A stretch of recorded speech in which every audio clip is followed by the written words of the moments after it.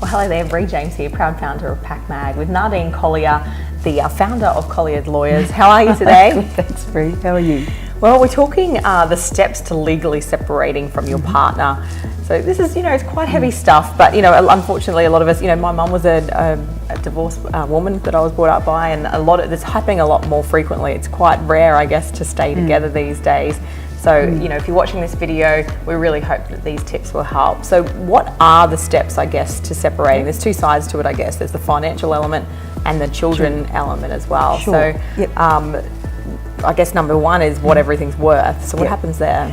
So these are the steps that are set down by the family court. So just to let you know, when you come and get advice, we rattle through these steps, but that's because that's how we advise you as to what might happen in court. Doesn't mean we want you to go to court and we say court's the last place you should go, but these are the principles that we apply. So the first one is, what is it all worth? So you have to know that. You have to know what we call it, an asset pool.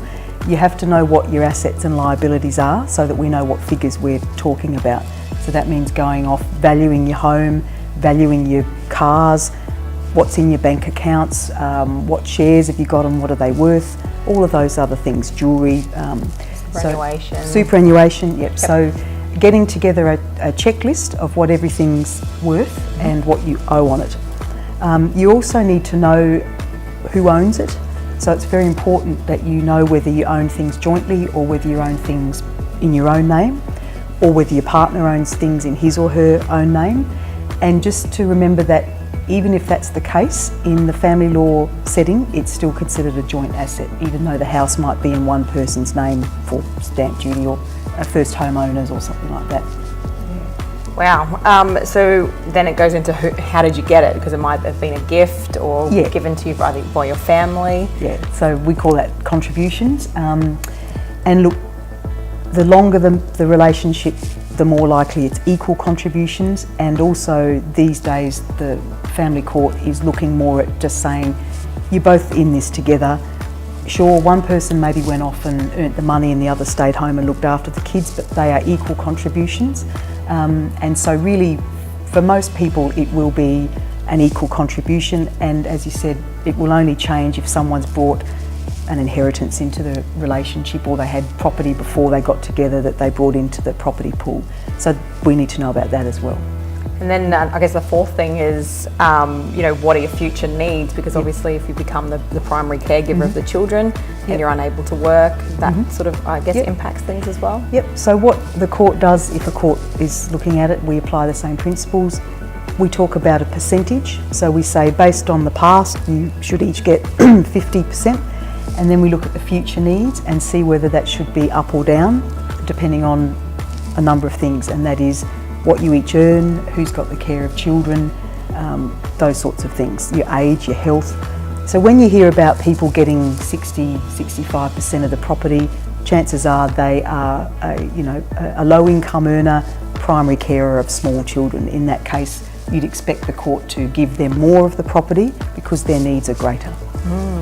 And then the last one is what percentage and who gets what. So it is all pretty much divided then. It is, yeah, and it comes back to the first step, what's it all worth? So once you work out that you think someone should get 60% of the property pool, you then have to put a dollar figure on that, and then you work out how that person might get that amount, whether it's cash, whether it's super, whether it's a combination of the two things, whether they keep the house and pay the other person out, or you sell it and divide it. So they're the things that we talk through, and obviously each client's different in what their story's all about. So the finance is one side, and obviously that's one probably side. That's the messiest side. It's a big side. It is messy, yes. And then of course, most importantly, really is the children and what happens with that. So the issues really there. The first issue is what we call parental responsibility. So that's who makes decisions for kids, where they go to school, what religion they'll be, whether they have medical procedures, and that is should be joint ideally, but sometimes it is a sole. There's one parent that says they should have the sole parental responsibility, and then the big thing is where a kid's going to live. Should they live with one parent? Should they live with both parents in a shared arrangement? Should they just live mostly with one parent and just spend a bit of time with the other? So they're big big considerations, and there's a lot to it. Yeah, absolutely. And then that is that, you know, who gets to see them, what time, and things like that. 'Cause How it has and when. changed. I mean, back in the 80s, it was you saw your dad every second weekend. And half the holidays. That's right.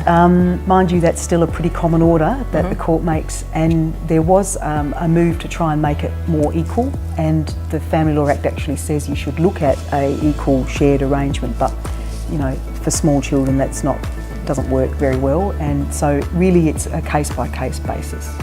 Wow, so much in there. So if you are going through separation, I guess they're the two main things that you need to think about, the financial side and the children's side of things. And you can save a lot of money if you go to your lawyer with all of these questions answered and you sort of know exactly where you are. So, you know, take note. Nardine's got some great resources on her website which can help document all of this. If you don't want to watch the video over and over and over again, make sure you take notes. But thank you so much, Nardine, for being here with us today and sharing your valuable advice. Thanks, Bree. Thanks.